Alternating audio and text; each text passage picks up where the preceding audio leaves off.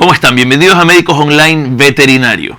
Hoy en día tenemos un tema que está de moda, que está en boga, que son las mascotas no convencionales. Y para saber qué es lo que tenemos que hacer con ellas, cuál es su manejo, a quién podemos recurrir, hemos invitado a un especialista, al doctor David Bravo. Él es médico veterinario de mascotas no convencionales. Es un gusto tenerlo aquí. ¿Cómo estás, David? ¿Qué tal? ¿Cómo está, José Julián? Mucho gusto de estar acá con ustedes. Muy bien, muy bien. Bueno, cuéntanos un poquito. Bueno, el doctor David, él tiene pues una gran trayectoria en este tema, en lo que son mascotas no convencionales, animales de fauna. Primero, yo quisiera que empecemos ubicándonos un poco, ¿verdad? ¿Qué es una mascota no convencional? ¿Qué es un animal de fauna? A veces estos conceptos se pueden mezclar. Exacto. A ver, una mascota no convencional o nuevos animales de compañía, como se los conoce ahora, son ciertas especies de animales distintos del perro o el gato que ahora se mantienen dentro de los hogares, ¿no? Perfecto. Dentro de este grupo de animales se puede incluir ciertos tipos de aves, ciertos tipos de reptiles, mamíferos. En aves, por ejemplo, podemos hablar de los periquitos australianos, las cacatúas, reptiles, ciertos tipos de tortugas, por ejemplo. Otro tipo de reptiles de los cuales se está viendo en mayor auge, los camaleones, por ejemplo, ciertos tipos de lagartos, hablando de los de geckos leopardo, por ejemplo. Mamíferos, por ejemplo, los conejos, los hámsters, que son animales que tradicionalmente se han tenido dentro de los hogares como mascotas. Yo estuve en Chile y veía que en Chile están muy de moda los erizos. Correcto, el erizo africano, el Atelerix albiventris es el nombre científico. Son animalitos que cada vez más se ven en consulta y bueno, hay que estar a la par de la exigencia de los tiempos, no tener un conocimiento claro de este tipo de animales, qué enfermedades, qué tratamientos deben hacerse. Perfecto, yo lo que veo es que este tema de mascotas no convencionales es extenso porque tiene que ser muy diferente tratar una tortuga que tratar un conejo, que tratar un cobayo, que tratar un gecko. Entonces, cuéntanos un poquito para los televidentes que tengan este tipo de mascotas, ¿cuáles son los signos de alerta y cómo los dividirías tú? O sea, ¿cómo recomendarías tú? Mira, si yo veo esto, tengo que llevarlo a una consulta. Bueno, te diría que primero que nada hay que reconocer que los signos son muy sutiles, ¿no? Los reptiles, por ejemplo, son animales que por su anatomía, a diferencia del perro o el gato, no tienen signos aparentes de patologías, ¿no? Cosas tan sutiles como una pérdida de apetito o una falta de movilidad pueden denotar enfermedad, ¿no? Y el contacto cercano con el médico es importantísimo.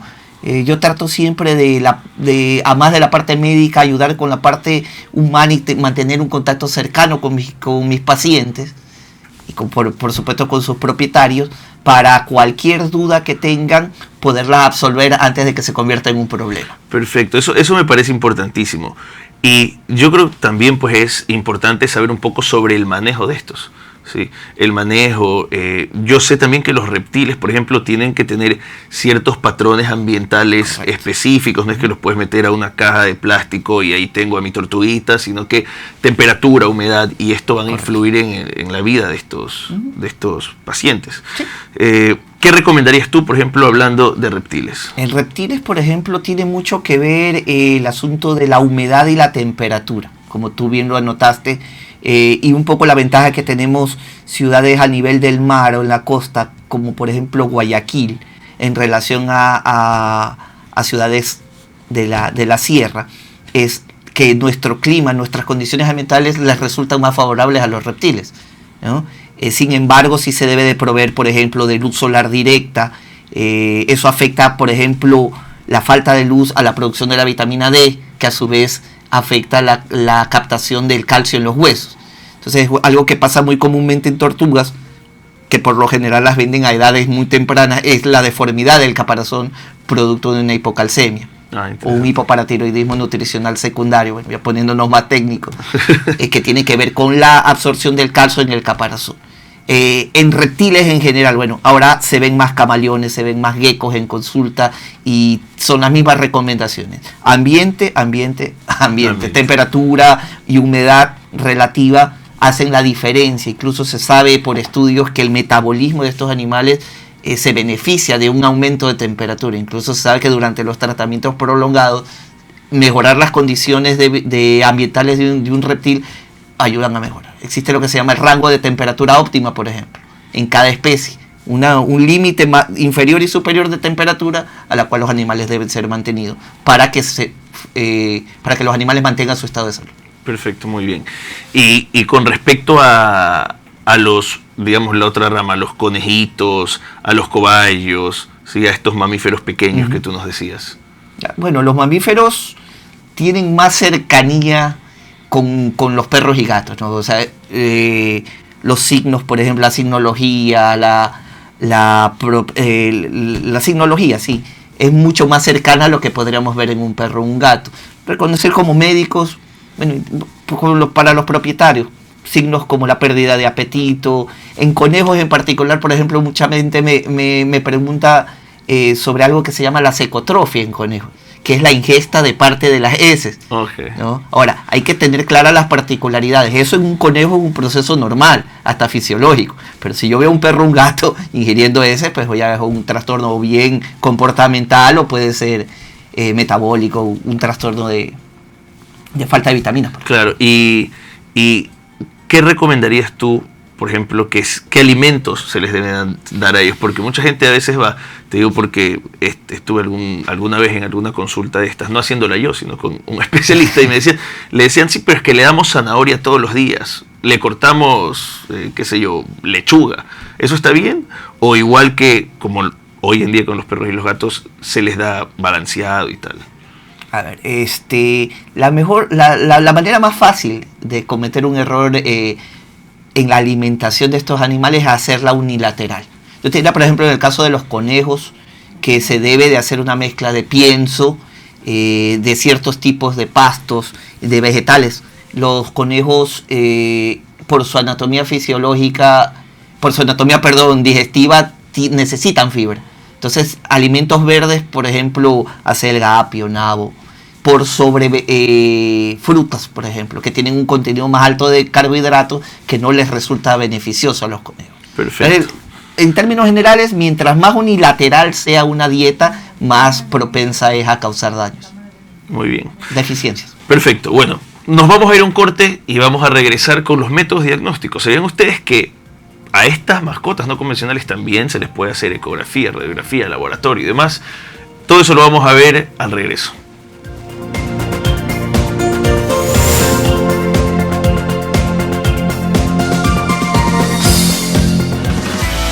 Descubre nuestra APP. Ahora Max TV directamente en tu móvil. ¡Ey! ¿Qué esperas? Bájate la aplicación Max TV Online y podrás disfrutar de toda nuestra programación. Descarga APP Max TV Online.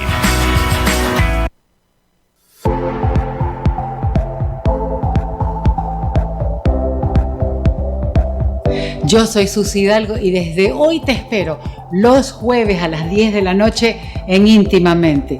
Sin censura, todo lo que quieras saber de sexualidad, relaciones y emociones aquí en Max TV Online.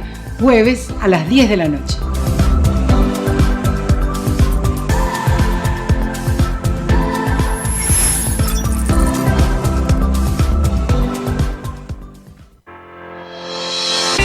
Cada semana, Rocío Cedeño nos trae el aporte apropiado con los profesionales acertados para plantearnos las soluciones a esos problemas que preocupan a nuestra comunidad.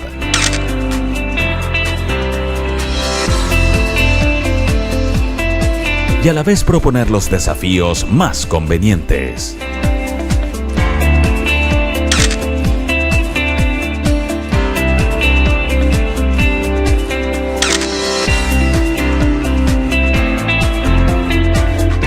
Desafíos y soluciones, todos los lunes a las 10 de la mañana por Max TV, www.maxtvonline.com. Los espero, queridos amigos.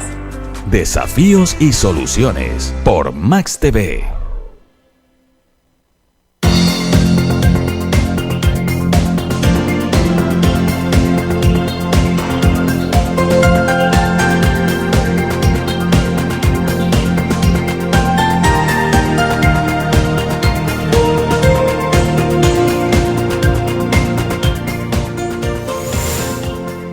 ¿Cómo están? Seguimos con nuestro tema mascotas no convencionales con el doctor David Bravo.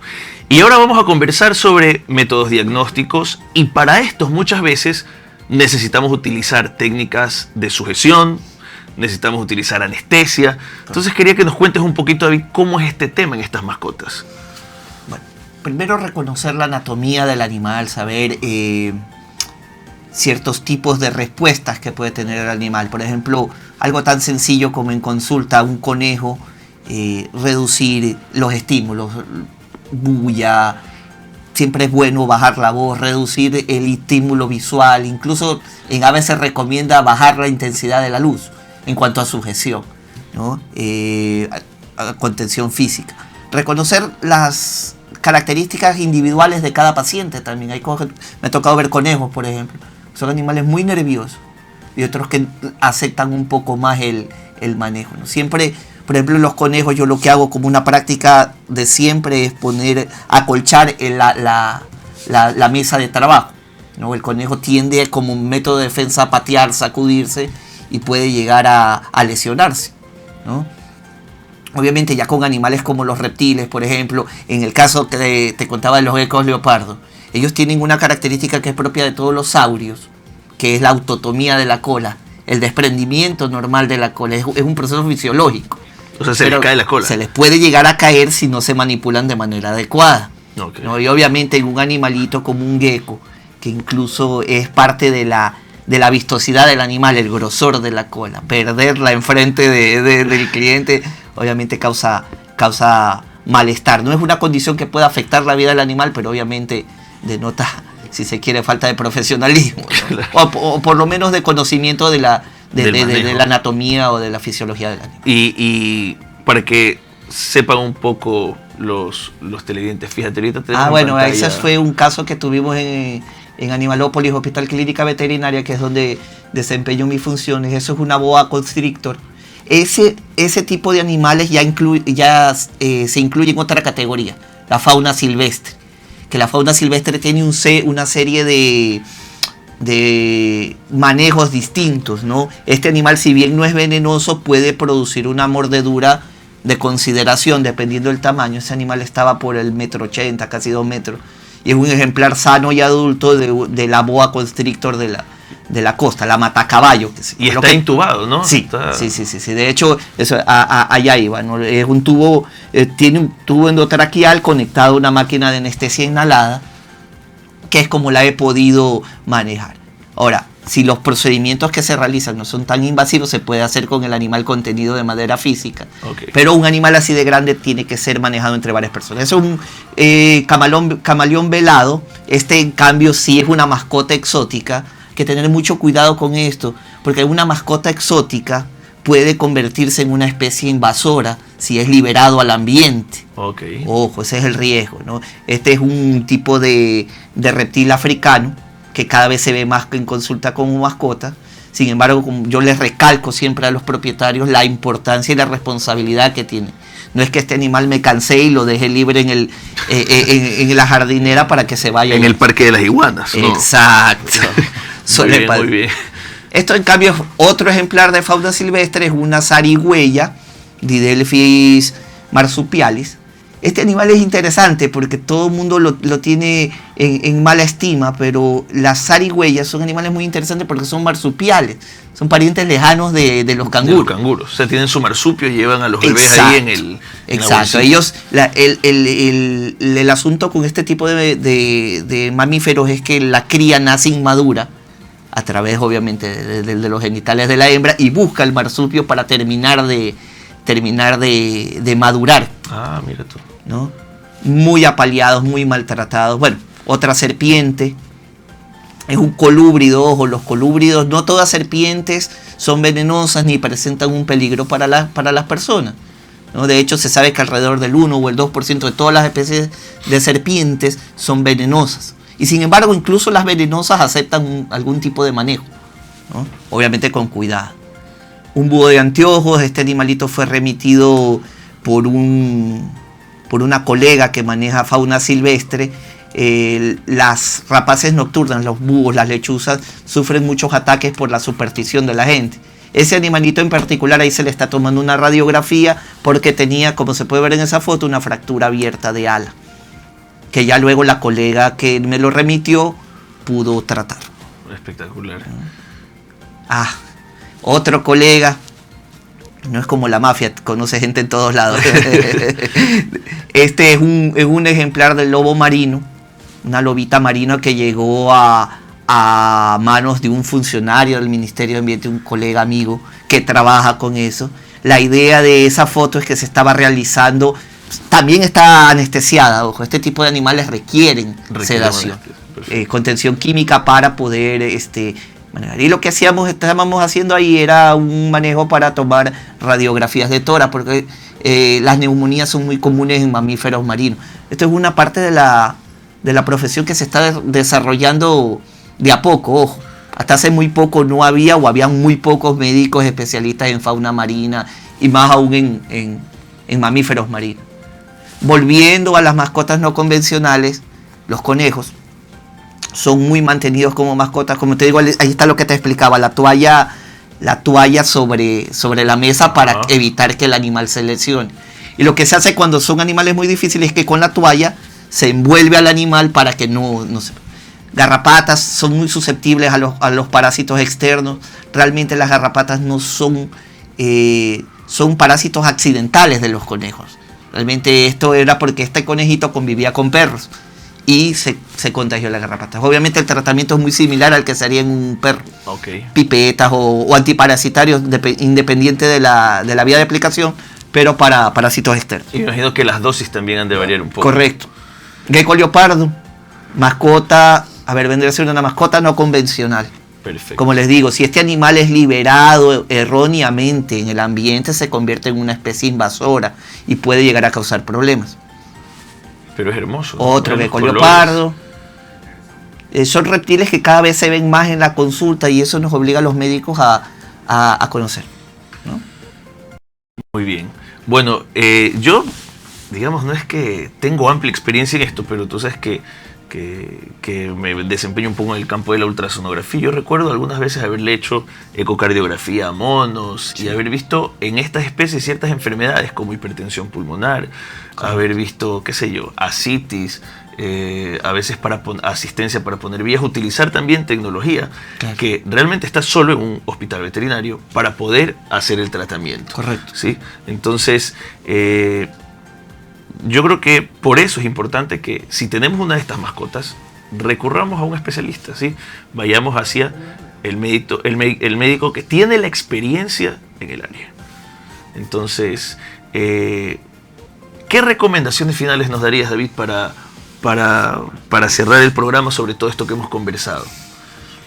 Bueno, la recomendación sería que recurran siempre a la opinión informada de un médico.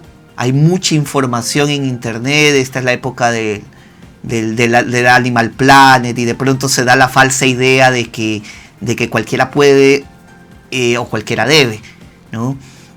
Hay que tener mucho cuidado con la información. Sí está bien que un propietario esté informado de qué tipo de animal tiene y de qué cuidados debe darle, pero la información que se puede obtener en internet no va a suplir nunca a la opinión informada y educada de un médico, ¿no? Y recurrir, como tú decías anteriormente, a la opinión del especialista. Bien, ¿dónde te pueden localizar los televidentes? ¿Dónde te pueden encontrar? Bueno, yo me desempeño mis funciones en Animalópolis Hospital Clínica Veterinaria. Esto está en Urdesa Central, en la calle Laureles 1121 y Acacias. Esto es detrás del restaurante Red Crab. Perfecto. Cualquier duda, cualquier pregunta que tengan, por favor, los números y el correo de Max TV Online va a aparecer en pantalla. Envíennos sus preguntas y las responderemos en el siguiente programa. Muchas gracias, David, por acompañarnos, por tu atención y nos veremos en el próximo programa. Hasta luego.